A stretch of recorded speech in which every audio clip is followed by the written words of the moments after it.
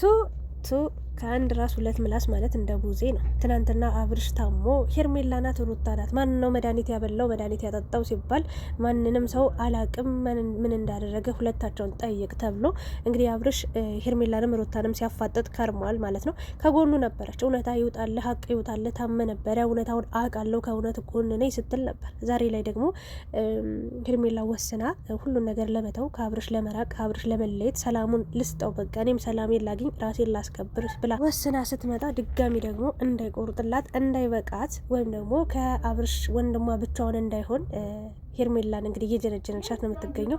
እኔ ያለውልሽ ከእውነት ጎን ነኝ በቃ አንቺ ምንም አላጠፋሽም እንደውም ከኛ እኩል ነበረ በቃ አብርሽ በታመመ ሰዓት ስትለፊ ስትደክሜ የነበረው ብላ እንግዲህ ስታሽቃብጥ ነበረ። ለአብርሽም እንግዲህ ሩታ እንደሆነ እሷ ምንም ጥፋት እንደሌለባት ሩታ እንደሆነ እንዳሳመመችው ምናምን ሁሉን ነገር ነግረዋለች። አብርሽ ደግሞ ለምን በሰዓቱ ጥያቄ ሳቀርብ ወይም ደግሞ ማን ነው እንደዚህ ያደረገው ብዬ ስጠይቅሽ ሩታ ናት ብለሽ እንዴት በግልጽ አልነገርሽኝም በማለት እንግዲህ አፋጧታል። ለዛ ምንም ምላሽ የላትም።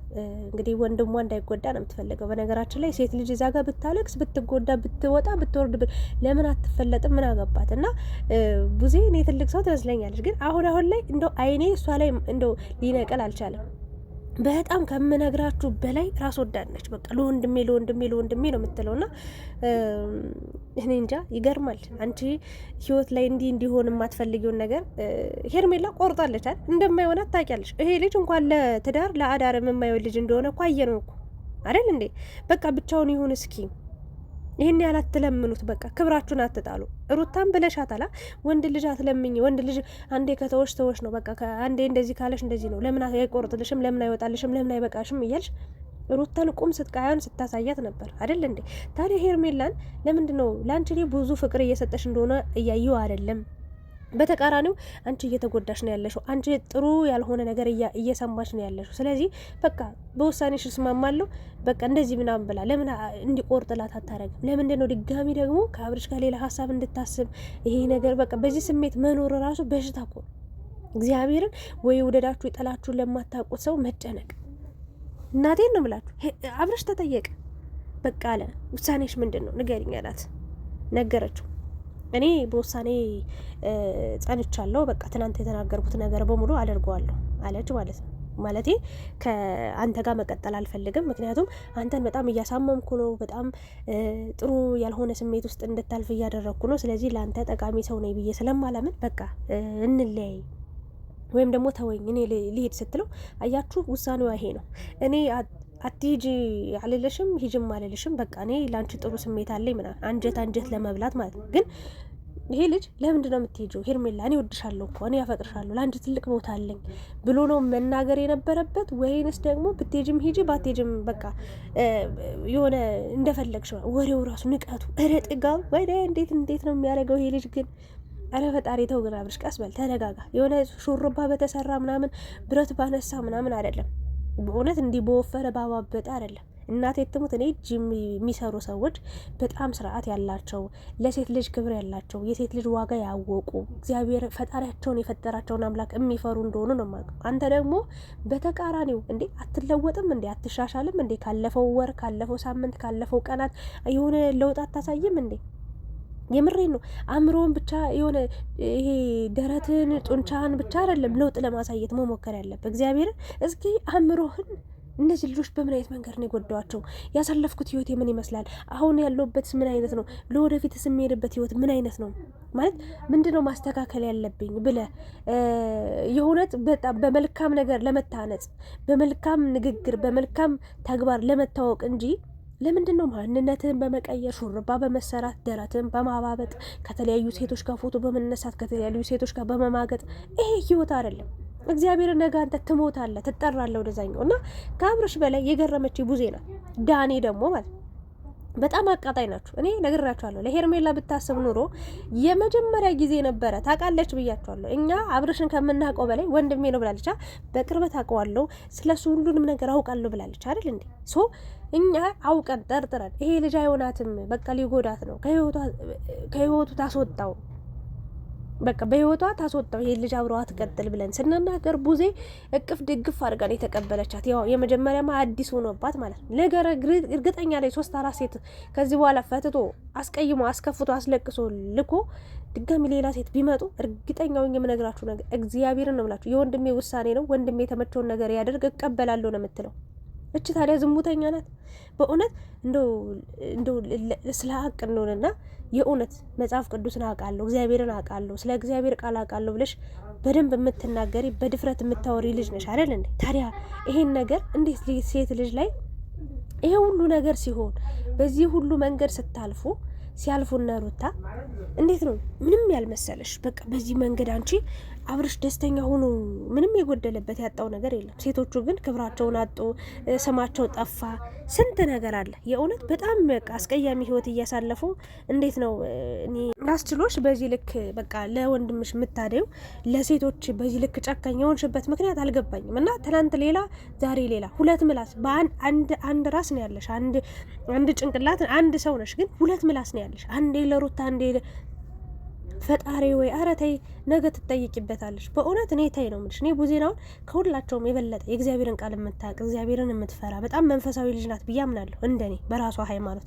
እና ከሷ የማይጠበቅ ነገር አድርጋ ሳይ ደግሞ እኔ ዝም ማለት አልችልም። እና ይሄ ነገር መቆም አለበት። አሁን ደግሞ ድጋሚ ሄርሜላ ቆረጠልኝ ወሰንኩኝ በቃ በቃኝ ባለሽ ሰዓት ድጋሚ አብርሽ አይጠላሽም፣ ይወድሻል፣ ያከብርሻል። በቃ ለአንቺ ቦታ አለው። እንዲህ ተለያይታችሁ እንድትቀሩ አንፈልግም። በሰዓቱ ከኛ እኩል ስትለፊ ነበር፣ ለእኛ ብዙ ነገር ስታረጊ ነበር። ለአብርሽ መዳን በቃ አንቺ ምንም ነገር እንዳላረግሽ አውቃለሁ አልሽ አይደል እንዴ? እንግዲህ አብሮሽ ላይ ተንኮልና ክፋት አስበዋል የተባሉት ሩታና ሄርሜላ ናቸው ተብሏል አይደል እንዴ በሰዓቱ። ስለዚህ ሄርሜላ ምንም ነገር አላረገችም ብለሽ ለምን አልተከራከርሽላትም ያኔ? በእውነት ሩታን እንደ ሞተሽ ነው የምትጠያት አይደል እንዴ? ለምን ያኔ አታዋረጃትም ነበር ታዲያ ሩታን ያደረገችው ብለሽ? ግን ማስረጃም መረጃም ስለሌለሽ ጸጥልሽ፣ እውነታም ስለሌለሽ ጸጥልሽ አይደል እንዴ? ዛሬ ላይ ግን አብርሽ ሄርሜላ ሊተዋት እንደሆነ ወይ ሄርሜላ አብርሽን ልትተው እንደሆነ ፈርተሽ በቃ አየሁት ሁለታችሁንም ካልፈለገ አይፈልግም ብለሽ ለምን በምርጫው አልተስማማሽም? ያኔ ሩታን ለመተው ሲፈልግ ትተሽዋል አይደል? ያንተን ምርጫ አከብራለሁ፣ ያንተን ውሳኔ አከብራለሁ ብለሻል። አሁን ደግሞ ከማንም ሰው ጋር መሆን አልፈልግም ብቻዬን መሆን እፈልጋለሁ ሲል ጠርተሽ እንደዚህ የራሱን ችግር ራሱ መፍታት አይችልም እንዴ? አንቺ ምንድነው እንደዚህ ራት የምትከተዩ? ፈጣሪ ሆይ ትዕግስቱን ስጠኝ። ለምንድነው እንደዚህ የምትከተዩ? እኔ ቡዜን በዚህ ሰዓት እኔ እንጃ አላቅም። እኔ አሁን ሄርሜላን መመክራት ነገር ቢኖር እንደ አንድ ሴት ዳን የማይጠቅምሽም፣ ቡዜም አትጠቅምሽም፣ ማንም አይጠቅምሽም። እንኳን እነሱ አብርሽም አይጠቅምሽም። አይተሿል። ንግግሩ በጣም ጥጋብ ያለው ነው። ንግግሩ በጣም በቃ የወረደ ነው። አንቺን የበለጠ በቃ ልብሽ ተስፋ እንዲያደርግ በቃ አብረሹ እንድትቀጥይ አንቺ ዘላለም አለምሽ ሲያስለቅስሽ ነው የሚኖረው። በእውነት ታይ ሄርሜላ፣ እኔ አቁሚ ነው የምልሽ ይሄንን ህይወትሽን። እኔ ብዙ ጊዜ ሰድብሽ አውቃለሁ፣ ተናድጄብሽ አውቃለሁ፣ በአንቺ ምክንያት ብዙ ሰው ሰድቦኝ ያውቃል ምናምን። ነገር ግን አሁንም እንደ ሴትነትሽ የሚያሳዝነኝ ብዙ ነገር አለ አይደል እንዴ? ታዩ በቃ የራሽን ኑሩ ኑሪ። ቡዜም እሳት ውስጥ ልትከትሽ ነው። ያኔ እሳት ውስጥ ትማግድሽና ነደሽ እስክታልቂ በቃ ጸጥ ብላ ታይሻለች፣ ትሞቅሻለች። ምንም አብርሽን እያየሹ ነው እንዴት ጥጋብ እንደወጣጠረው። ሩታን በቃ ሙሉ በሙሉ ከህይወቱ ሰርዟል፣ አጥፍቷል፣ አውጥቷል። ከዛስ ቀጣይዋ ደግሞ አንቺ ነሽ። አንቺን ደግሞ እንደዚህ በእርሳስ ጥፍት ያደረግሽና ከዛ በኋላ የራሱን ኑሮ ነው የሚቀጥለው፣ የራሱን ላይፍ ነው የሚኖረውና ታዲያ ለምንድን ነው በዚህ ልክ ለዚህ ልጅ እንዲህ የምትንገበገቢለት? ምን ሰፈ ለአንቺ ቦታ ለሌለው ሰው ቦታ መስጠት የለብሽም። የእውነት ኑሮሽን ኑሪ ነው የምለውና ቡዜ ደግሞ እኔ እንጃ አላቅም። በቃልሽ ብትቆሚ በእውነት አንዳንዴ ሰው በሁለት እግሩ እንጂ በቃሉ ሲቆም አይቼው አላቅም። እና አብርሽ ደግሞ በቃ ጥሏት ነው ሄደውላ ሄርሜላን። የእውነት ክብር ቢኖረው ፍቅር ቢኖረው ለእሷ እሷ የሚሰማት ስሜት እሱ ጋር ቢኖር ማለት ነው የእውነቴን ነው ትቷት አይሄድም ነበር። ወይም ደግሞ ያለውን ነገር አይ ብቻችን እናውራ ሄርሜላ፣ እኔ እኮ አንቺን አልጠላሽም። ሲጀመር የማትጠላት ከሆነ ለእሷ ስሜት ካለ ለእሷ ፍላጎት ካለ ለምን ጠረጠርካት? የሆነ ነገር አስበልተሽኛል የሆነ ነገር ብለህ አይደለ እንዴ ስቃቸውን ስታበላቸው የከረምከው ሩታንና ሄርሜላን? እሺ ሩታን ስለጠላት ስለተውካት ምናምን አታምናትም፣ ተውታታል።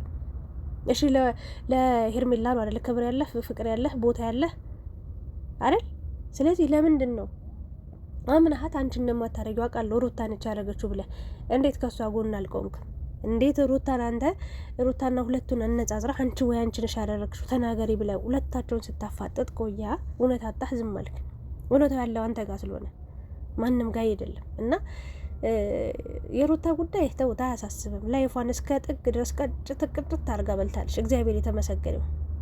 ሄርሜላ ነች እንግዲህ የመጀመሪያ ፍቅሯ እንዲህ እያንከራተታት የሚገኘውና ይሄ ደግሞ በጣም አስቀያሚ ህይወት ሆኖባታል። ቡዜ አንቺ ላይ እንዲደርስ የማትፈልጊውን ነገር ሰው ላይ እኔ ሄርሜላ ላይ በዚህ ልክ ፈርደሽ ስታጨበጭቢ ሳይ በጣም ገረመኝ። ለምንድን ነው ልጅቷ ማትተዋት? እንደው አንድ ሳምንት እንኳን ከራሷ ጋር ብታወራ ምን አለበት? እና አብርሽ ደግሞ ብቻችን እናወራለን ምናምን ምን ልትላት ነው? አብረ በቃ እሷ ጋር ልትቀጥል ደግሞ ኧረ አይሆንሽም ሄርሜላ፣ ጨጓራሽን ስትልጭ ነው የምትኖሪው። በእውነት ነው የምልሽ። እኔ ይህንን ነገር ለመናገር ነው ትንሽ ቪዲዮ ከዚህ በላይ ሀሳብ ለመጨመር አልተመቻችልኝም። ለማንኛውም ግን ነገ በደንብ በሰፊው የምነግራችሁ ብዙ ነገሮች ይኖሩኛል። ጠብቁኝ። አዲስ ነገር ብቻ ለሄርሜላ ግን ሁላችንም ማለት ያለብን ነገር ከዚህ ህይወት ውጪ ነው። እግዚአብሔርን ትበደላለች፣ ትጎዳለች፣ ታለቅሳለች፣ አንገት ትደፋለች። እንደምትጠቀመው ነገር የለም። ንግስት ናት፣ ልዕልት ናት፣ ወርቅ ናት። ማን ይሙት እግዚአብሔርን። ይሄ ሄርሜላ ውበት ቁንጅ ነች። ንግግሯ፣ ሁሉ ነገሯ ስርዓት ያለው ነገር ነው። በእውነት እኔ ስርዓት አልበኝነት የሆነችብኝ አንድ ለሩታ ሳታዝን ለራሷ ብቻ ጭፍን ብላ ራስ ወዳድ ሆና ስላየዋት ነው። ሁለት ደግሞ ወንድ ልጅ በዚህ ልክ ክብሯን ጥላ ወንድ ልጅ እንደ ጅራት ስትከተል ሳያት ነው ያስጠላችኝ። በእውነት ነው የምላችሁ። መሆን የሌለበት ከባህላችን ከሃይማኖታችን ያፈነገጠ ነገር ነውና አብርሽ በሃይማኖትም አይሆንሽም። የራሽን ኑሮ ከአንቺ ጋር የሚመስል አንቺ እኩል ፍቅር ያለው ከአንቺ ጋር የሚመጣጣን ሰው ፈልጊ ነው የምለው። ቡዜ አንቺ ወንድምሽ ብቻውን እንዳይሆን በዚህ ክረምት እንዳይበርደው አስበሽለት ነው እንጂ የእውነት ትክክል ፍርድ ከእውነታ ጎን ብትቆሚ እውነታውን እያየሽ ሄርሜላ ምንም ነገር እንዳላረገች ካወቅሽ ያኔ መናገር ስትቺ ይሄ ሁሉ ነገር ስትባል ሄርሜላ እውነታውን አሁኑን አውጪ ብሎ አብርሽ ሲያፋጠጣት እንዴት ዝም አልሽ? አሁን የመጨረሻ ደረጃ ሲደርስ ወንድምሽ ብቻውን ሊቀር እንደሆነ ስታቂ መጠሽ ከእውነት ጎን ነኝ ብለሽ አወራሽ። ፈጣሪ ሆይ እኔ እንጃ አላቅም። ሁሉም በጊዜው መልካም ይሆናል። ለማንኛውም ሄርሜላ ከዚህ ህይወት ማትወጪ ከሆነ አሁንም እያረርሽ ነው የምትኖሪው፣ እርር እያልሽ ማለት ነው። ከዛ ልክ እንደ ሩታ እፍ ተብለሽ በቃ ትጣያለሽ፣ ልክ እንደ ሸንኮራ አገዳ። ጨርሻለሁ። ሄርሜላን ከዚህ ህይወት የምትወጣበት መንገድ ይፈለገላለሁ። አብርሽ ደግሞ እግዚአብሔር ካንተ ጋር ነው የምለው። በቃ እስኪ መጨረሻ ነው ያሳየን። የቡዜንም እንደዛው ሁሉንም በጊዜው እናያለን። ጨርሻለሁ። ላይክ፣ ሼር፣ ሰብስክራይብ ያደርጋችሁ ሀሳብ አስተያየታችሁን ኮሜንት ላይ አስቀምጡ። ሄርሜላ ከአብርሽ ጋር ትቀጥል የእውነት ስሜት አለው ብላችሁ ታስባላችሁ ወይስ ደግሞ አይ ይሄ ህይወት ለሷ አይጠቅምም ስለዚህ የራሷን ኑሮ ትኑር ትላላችሁ? ወይስ ደግሞ እንደተባለው ሩታ ናት ወይስ ሄርሜላ ነች ለአብርሽ ያበላችሁ ያጠጣችሁ መድኃኒት? ወይስ ደግሞ አብርሽም ያኔም እያስመሰለ ነበር ትላላችሁ? የቡዜንስ ሀሳብ እንዴት አያችሁት? በየሰዓቱ በቃ ሚዲያ ላይ አጠፋም አለች፣ ዩቲዩብ ላይ እዛ ቤት ታወራለች፣ እዚህ ቤት ታወራለች። እንደው በስማም እስኪ ስለ ቡዜ አንዳንድ ነገር በሉ። የኔ ይሄን ይመስል ነበር። ጨርሻለሁ። አመሰግናለሁ ወዶቼ።